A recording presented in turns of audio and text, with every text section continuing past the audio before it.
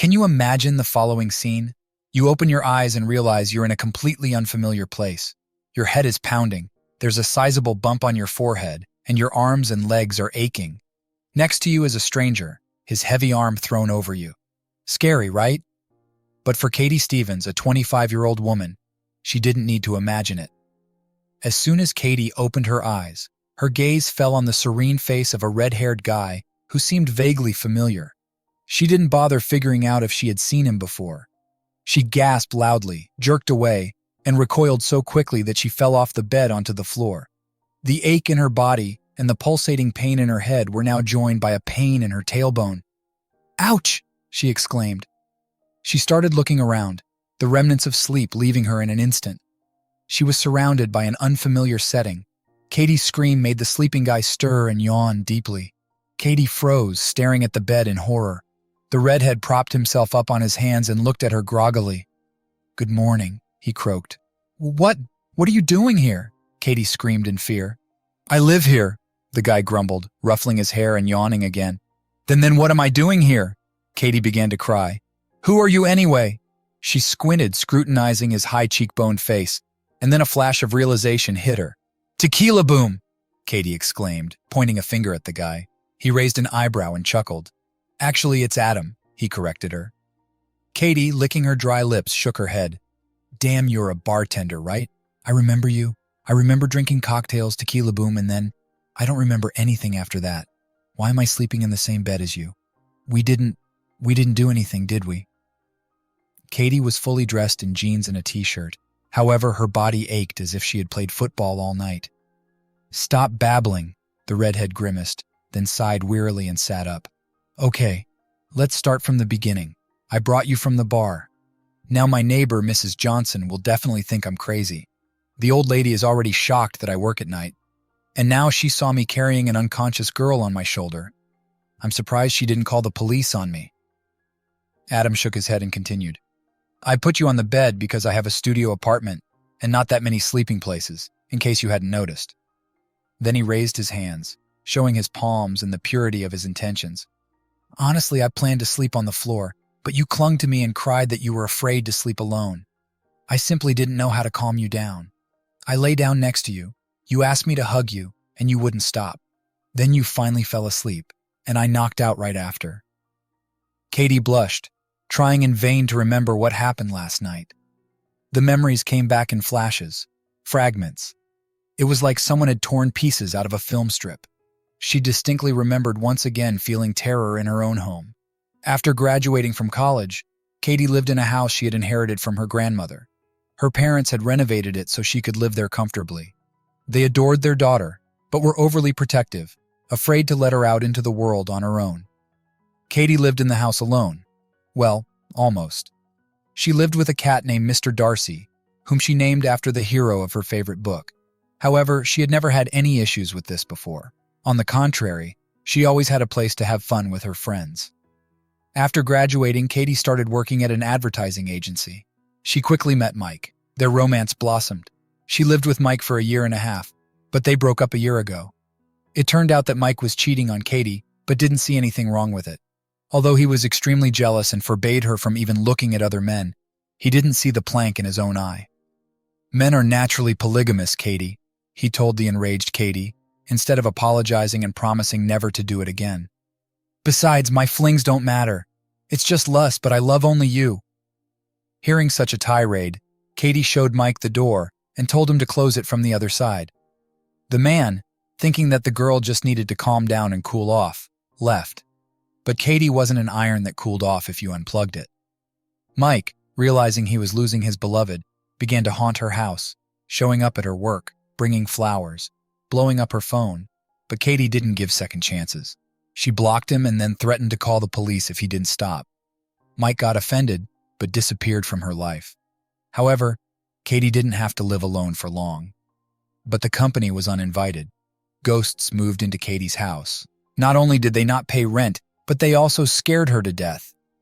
Yes, once Katie would have twirled her finger at her temple if she heard a ghost story from someone, maybe even called the sanitarium. But all her skepticism shattered against the events of the past days, which added gray hairs to her head. It all started about 2 months ago. At first, nothing seriously frightening happened, just little things. For example, Katie could come home from work and see that some things were not in their place. At first, she thought she was just tired and forgot where she put things. Or maybe the cat had rearranged things. But it got worse. The light bulbs in the house started flickering. Many of them broke or burned out too quickly. Katie had to stand on a chair to screw them back in, but this solved the problem only for a couple of days. Then a strange, rotten smell appeared. Katie again suspiciously eyed Mr. Darcy, but he didn't have the habit of pooping in other people's shoes. Soon the smell disappeared as if it had never been there. Sometimes Katie could wake up and hear creaking on the second floor, as if someone was walking around the house. Mr. Darcy also opened his yellow eyes, arched his back, and began hissing at the closed bedroom door. Katie looked at the clock, and chills ran down her arms. The clock always showed the same time, 3 a.m. Later, Katie found out that this time is called the witching or devil's hour. She read that this time is considered dangerous for people because the veil between the mortal world and the spirit world thins during this hour. When Katie first woke up at 3 a.m. from the rustling and footsteps, she didn't know such details. At first, she even wanted to check who was wandering around. However, Katie didn't find enough courage and foolishness for a nighttime house raid. Katie didn't even know what she feared more, finding a burglar or something supernatural. And what should she grab? Pepper spray and a knife or a cross? Maybe draw a circle of salt and remember the Our Father prayer. Unfortunately, Katie couldn't remember the words of the prayer. So she barricaded the door, hugged her cat, and pulled the blanket over her head. She still remembered from childhood that the blanket saves you from monsters. The first 2 times, as soon as Katie woke up from the sound of foreign footsteps, she called the police. However, when the police arrived, they couldn't find anything. The door and windows were closed, and there were no signs of a break-in. When the officers were saying goodbye to Katie for the second time, they looked at her suspiciously. "Next time, call an exorcist or ghost hunters," advised the young officer, winking at Katie. Katie, however, was not in the mood for jokes, and the spirit's antics were getting out of hand. One time, Katie came home after a date, a failed one, and found the bathroom flooded. Water was pouring from the faucet. Luckily, Katie had no neighbors, but dealing with the aftermath of the disaster was unpleasant, especially since Katie could have sworn that the faucet was off. "Maybe Mr. Darcy somehow turned it on?" her mother suggested after hearing her daughter's story. "He couldn't, he has paws," Katie snorted, looking at her fluffy favorite. "Then come stay with us," her mother immediately suggested, always looking for a chance to bring her daughter back under her wing. "No thanks. I'd rather stay with the ghosts," Katie grumbled. That evening, Katie was at home watching a show, petting her cat, but then the TV suddenly turned off. At first, Katie didn't react, as technical issues happen. However, as soon as she turned the picture back on with the remote, the screen went black again, and again, and again, and again. Then as Katie sat frozen on the couch, staring at the black screen, everything changed. The TV turned on by itself. The channel started switching. The images changed until a grim horror movie appeared on the screen. In the movie, a girl was constantly looking back as she ran from a masked pursuer. The scene was ridiculous, and Katie didn't like it. The heroine, for example, was running at full speed, like Usain Bolt heading for the finish line. The villain, on the other hand, was strolling leisurely, as if taking an evening walk. Yet he still caught up with her. A miracle, nothing else. Katie would have laughed in the past. But now, seeing this scene, she felt a shiver run through her. Sweat appeared on her forehead and back. Then the sound on the TV got louder and louder and louder. Katie, unable to stand it, covered her ears with her hands and cried, hugging her knees to her chest. She suddenly felt wildly scared. And then, everything stopped. It ended as abruptly as it had started. However, that night, Katie couldn't close her eyes. Also, the temperature in Katie's house often changed. Katie could come home from work and find herself in a sauna or in a room filled with drafts. All this had a simple explanation. Sometimes the windows were open, and other times it was heated. But here's the nuance. The owner didn't do it. It's no wonder that after more than a month of such a life, Katie became nervous and pale. She didn't feel safe under her own roof. Sometimes, while taking a bath or falling asleep, She was sure someone was watching her. She started sleeping poorly, lost her appetite.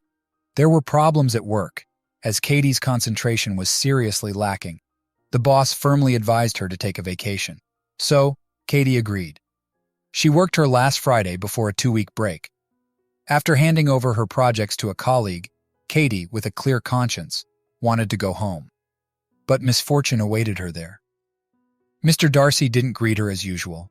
The cat, as soon as he heard the key turn in the lock, would run to the door.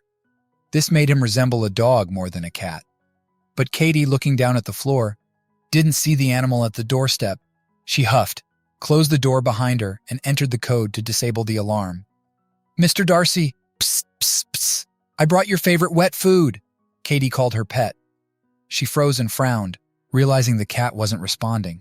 This behavior was unlike him. "Maybe he's napping somewhere, the lazy plush butt," Katie grumbled affectionately. She went to the kitchen to put away the bags and froze. The cat was lying on the tile, breathing heavily. His mouth was open, his eyes rolled back. His paws were convulsively twitching. Katie dropped her purchases and rushed to her knees. She hugged the animal, looking at her pet in horror. "My God, what's wrong?" she whispered, turning pale. An hour later, Katie was already at the vet clinic. The doctor kept the pet in the hospital for a couple of days to monitor his condition. "It looks like poisoning, as if a toxin got into his system," he told Katie as a preliminary diagnosis. "Maybe you changed his food. We've had such cases. Or he might have gotten into some chemicals."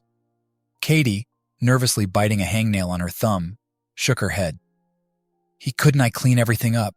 All the cabinets are locked," she mumbled. The doctor reassured Katie, promising that Mr. Darcy would be fine.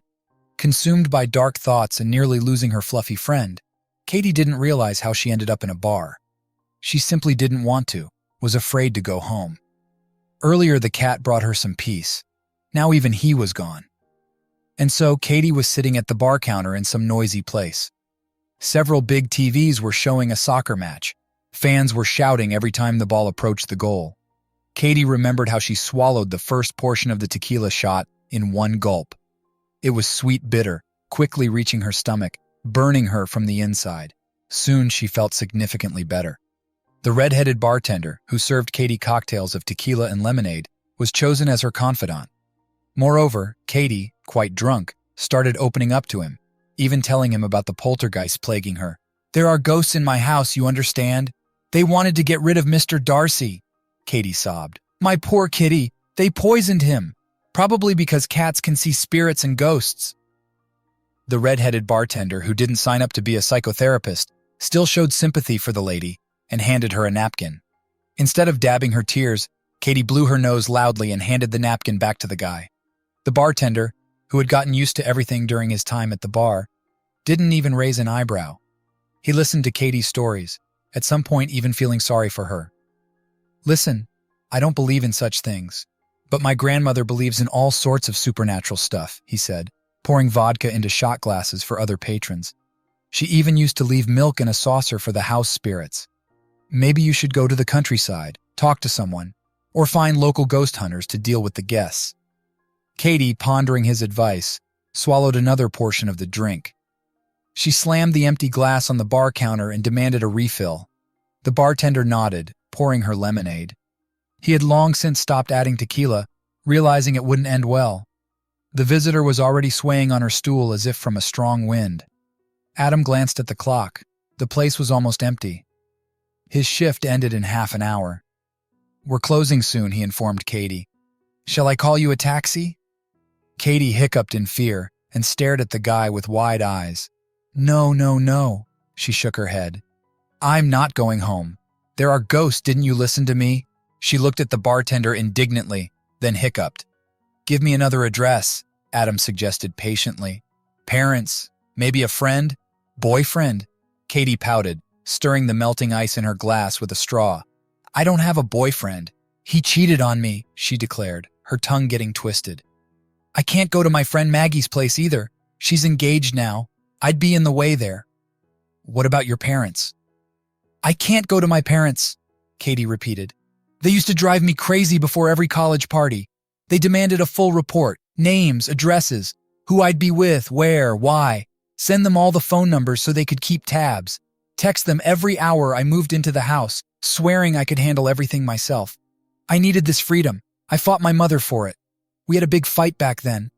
I can't go back now with my tail between my legs and ask to stay in my childhood bedroom. Do you understand? The bartender nodded thoughtfully. He sincerely wanted to help the girl. At this point, another patron sitting next to Katie spoke up. Hey, beautiful, he smiled, sliding his glass towards her.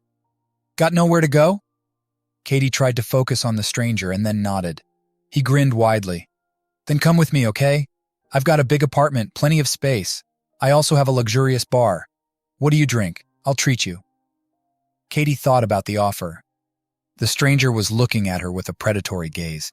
He tensed especially when Katie reached for the offered glass, but she didn't get a chance to take it. Adam abruptly covered the glass with his hand, pushed it away from his new friend, and returned it to its owner. It's unhygienic to drink from the same glass, he stated, looking the man in the eye. The man clicked his tongue. Adam firmly nodded at the glass. Drink it yourself. What's paid for should be consumed. That's what my grandmother says, he smirked. The bartender, unlike Katie, noticed the residue at the bottom of the glass. It had almost dissolved, but Adam's keen eyes didn't miss it. The man grimaced. No thanks. Why do you have to interfere at all? If you don't intend to drink it, I'll take the glass and give it to the police. Let them send it to the lab for testing. Maybe they'll find something interesting? The guy suggested. The man fidgeted. He glanced at Katie, who, unaware of the danger, was already dozing off on the bar counter. The man quickly licked his lips. He leaned forward, whispering to Adam, Listen, kid, don't ruin the fun, okay? I won't hurt you, I'll leave a tip. How about $1,000? And we'll part ways, okay? And don't worry about the girl, I won't hurt her. Besides, it's her fault she got so drunk. Am I wrong? Adam himself didn't understand why he snapped. Maybe it had been a tough work week. Maybe this funny blonde who shared her living space with ghosts touched his heart. But in the next moment, he was already leaning over the bar counter, grabbing the jerk by the shirt collar and pulling him towards himself. The man didn't even have time to grunt as his face slammed into the wooden surface. Katie screamed, waking up. Adam, what's happening? She cried. Get out, Adam growled into the man's ear. If I see you in the bar again, you won't get off lightly. Got it? And cut the tricks. The man mumbled something and then, once freed, quickly retreated. Katie watched him leave in astonishment. What happened? Didn't he want to pay the bill? She guessed. Yeah, something like that, Adam said, brushing off his hands. All right, Katie, time for you to go too. Before the bartender could finish, Katie's eyes filled with tears. Her lips began to tremble. I don't want to go home, she sobbed again, dropping her head onto the bar counter. Then Katie awkwardly turned on the high stool and, waving her hands, fell to the floor, diving head first. Adam couldn't prevent the Katie Boeing from making an emergency landing. Katie, are you okay? He asked in alarm, running to the guest who miraculously didn't break anything. Yeah, I think just my pride is hurt, Katie whimpered, leaning on the bartender's hands and allowing herself to be lifted. She couldn't stand straight. Adam had to prop the visitor against the bar counter. Katie clung to his work apron, looking into his eyes with hope and desperation. Can I stay here? Please! Adam sighed loudly. He still didn't know what to think about the stories told by the girl. However, looking into her green eyes, with her eyelashes stuck together from tears, he realized he couldn't leave her in trouble. She might break her forehead or end up in the hands of some jerk. All right, let's go to my place, Adam agreed without much enthusiasm. Katie, however, perked up. She squealed and clapped her hands a couple of times, like a child receiving a cherished gift. Then she leaned forward, trying to hug the bartender. However, she only managed to bump Adam's shoulder and then hung on her rescuer.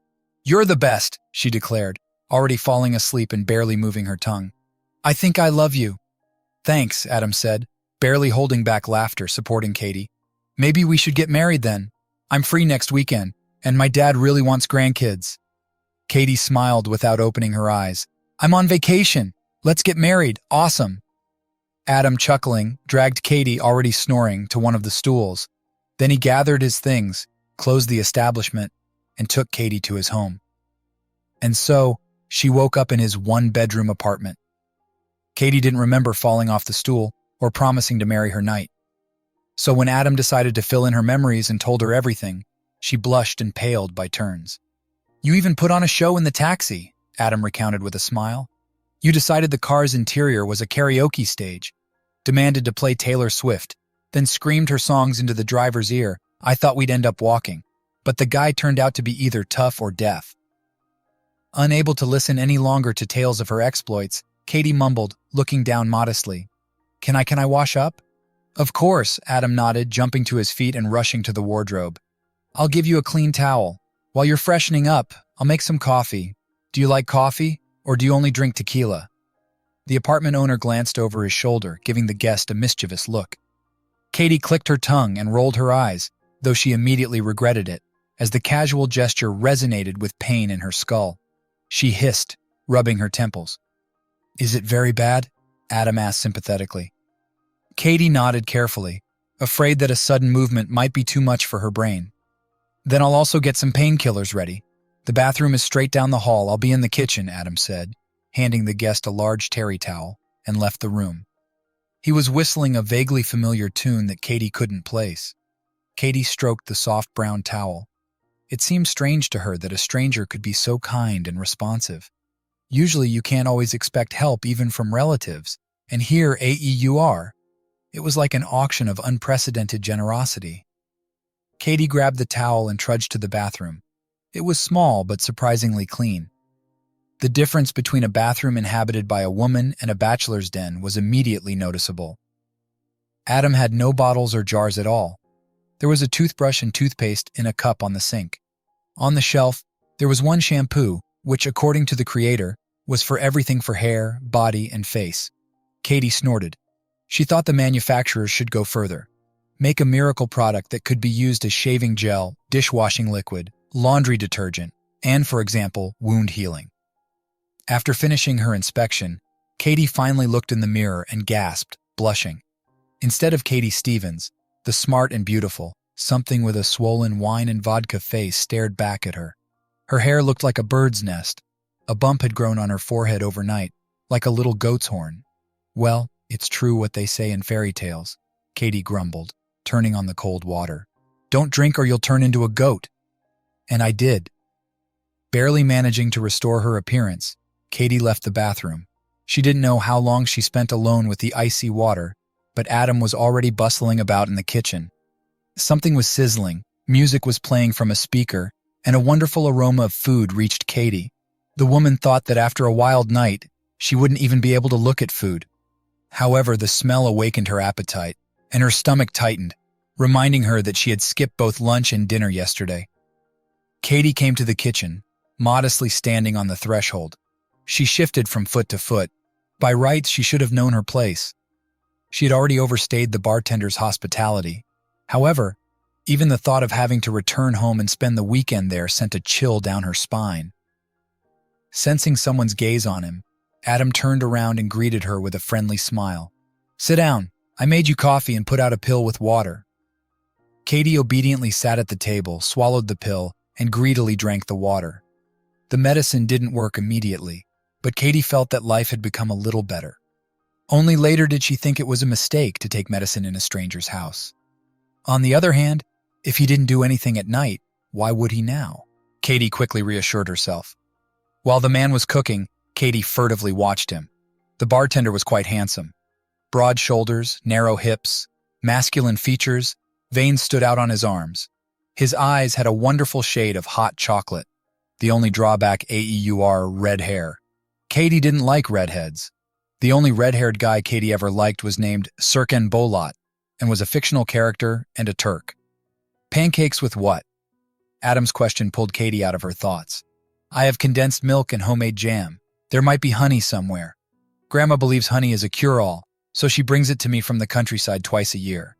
A friend of hers has an apiary, but I like pancakes just with butter." When a stack of pancakes appeared in front of Katie, she inhaled the warm aroma with delight. Trying them, she hummed approvingly. "Very tasty," she praised. She was surprised. Her ex, Mike, couldn't even crack an egg into a pan without adding bits of shell. The redhead smiled modestly. "Grandma taught me." Katie noted that the guy often mentioned his grandmother warmly. She found it endearing, and it even made her relax more. After I put you to bed yesterday, I started thinking about your problem, Adam remarked, wrapping a piece of butter in his pancake. I believe everything has a logical explanation. The main thing is to find it. For example, Katie, who had given up on finding logic in what was happening, asked with interest. Maybe you have mold? What? What does mold have to do with it? I read somewhere that there are different types of mold.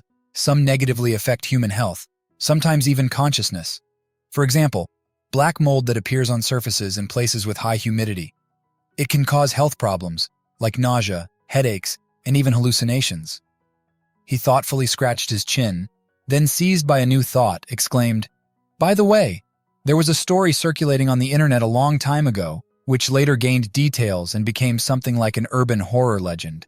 Even movies and books were made based on that story," Adam told enthusiastically. A man lived in someone else's house in the attic. This went on for about a year. He was called the Spider-Man. He first killed the owner of the house accidentally, though. The man met his cohabitant in the kitchen, was extremely surprised, and grabbed a knife. But the spider turned out to be more agile. The owner's death was attributed to an accident. The doors and windows were locked from the inside, and the attic door was so small that the police didn't even check there. In the end, the spider continued living under the roof, going out at night, even selling things from the house. Then the wife and housekeeper started hearing rustling and different sounds. They decided that a ghost had settled in the house. I think he was caught and imprisoned, but I don't remember exactly. My point is, do you have an attic? It happened abroad, but crazies are everywhere. And then he stopped mid-sentence and looked up from his plate at his listener. Katie's lips were trembling, especially the lower one. It would have looked comical if the frightened girl's eyes weren't filled with tears. Large drops burst forth. "I'm scared," Katie whimpered, awkwardly rubbing her face and trying not to smear jam. "Do you think there's a person living in my house? That's worse than a ghost. Hey, calm down." "I didn't mean to upset you," Adam said, flustered, and sitting next to Katie, began to wipe her face with a kitchen towel. But he forgot there were traces of flour on the towel from his cooking. The young man only made the situation worse. Now Adam's lips trembled as he struggled not to laugh at the sight of Katie, as if she had fallen into a plate of flour. Why are you laughing?" She frowned and then sneezed from the flour that got into her nose. Rubbing her cheek in surprise, Katie realized the cause of Adam's amusement. She furrowed her brows, trying to wipe the makeup off her face. For some reason, she felt hurt. She already felt ashamed of looking her worst, and now she had turned into a clown. I'm not usually like this," she mumbled, avoiding his gaze. "I mean, I don't usually get drunk in bars or go home with strangers, and I don't usually look this awful." She didn't understand why she felt a strong need to justify herself to this red-haired guy. Still, he wasn't Circumbolat, yet Katie's heart skipped a beat from his close proximity. The guy stopped chuckling and said unexpectedly softly, conciliatory, "Sorry, Katie, and you look good, honestly. Just don't cry anymore." Silence fell over the kitchen. Katie realized that her heart, completely losing it, decided to do a somersault, then a flip, and then some other circus trick. "Maybe I'm just still drunk," she thought, trying to find an excuse for her crazed body. Adam broke the silence first. "Listen, let's just check if there's anyone in your house," he suggested. "How?" Katie asked, intrigued. "The usual way, immortalized in many films. We'll set up a hidden video camera." He shrugged, as if surprised Katie hadn't thought of it earlier. Katie blinked, looking at him in amazement. She herself didn't understand why she hadn't thought of it. Probably she was too scared and believed there was a ghost in the house. And do ghosts get caught on video cameras? Besides, she had a security system with a code. Her father and mother installed it as soon as she moved in. Katie bit her lip, thinking, "We could try," she agreed, then raised her face and looked at the bartender with hope. "You won't leave me, right? You'll go with me?" Katie herself didn't know why she felt so attached to Adam, as if she had known him her whole life. The bartender smiled, then wiped a flour smudge off Katie's cheek.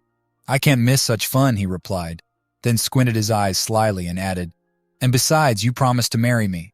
Can I abandon my fiancé?" Katie turned away, snorting, but a betraying blush of embarrassment flamed on her cheeks. Adam chuckled, then stood up and nodded at the half-eaten pancake. "Finish it. I'll find out from my friends who can lend us a camera." "Are we going to my place today?" Katie asked, frightened. "Why wait?" Adam replied reasonably. So by the evening, Katie and Adam had set up several cameras in her house. Adam had contacted many friends, borrowing the equipment from them. That night, Adam stayed at Katie's house. She could have given her guest a separate room, but she persuaded him to sleep with her.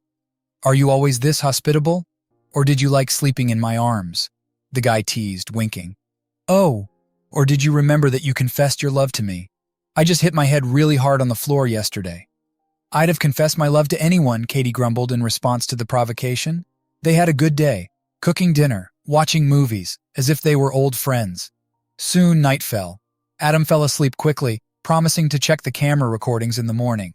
But that was unnecessary. At around 4 o'clock, Katie started shaking Adam's shoulder. Adam, she whispered in a frightened, breaking voice. "Adam, it came." The bartender tried to turn onto his other side. "Let it come later, okay? I really want to sleep." "Adam," Katie whimpered. "The ghost is walking. The floorboards are creaking, do you hear? And there's music playing. On the speaker. This never happened before." Adam woke up instantly, realizing where he was. Beside him, Katie was trembling, hugging herself. Outside, rain was pounding. Classical music drifted in from the living room, mixed with raindrops hitting the window and shutters banging. "Did you close the window?" he asked quietly. Katie nodded, pressing her hands to her mouth. Adam listened. "Creak, thump, thump, thump. Creak," Katie whimpered. Adam frowned, still not believing in ghosts. He threw off the blanket and got out of bed. "Don't go." Katie grabbed his hand. He smiled. "Don't worry. Let's take a look at your Casper," he said, unlocking the bedroom door. Adam entered the living room and saw the window was open. He cursed, closed it, turned off the speaker, and listened again. Silence. Then he heard a strange sound in the hallway. Adam rushed out as a dark figure dashed towards the front door. Without thinking, Adam tackled the shadow. The ghost was quite material. "Stop moving!" Adam shouted. "Who the hell are you?" the voice yelled back. "What are you doing in my girlfriend's house, scumbag?" Adam loosened his grip in surprise. The stranger hit him in the groin, trying to escape. Then the light flooded the room. "Mike!" Katie shrieked, running out with a bat in her hands. "What are you doing here?" she yelled at her ex-boyfriend. Mike, backing towards the exit, lashed out at Katie. "We broke up!" she shouted. "Why do you care who I bring home? We just took a break. I told you I love you," Mike yelled back.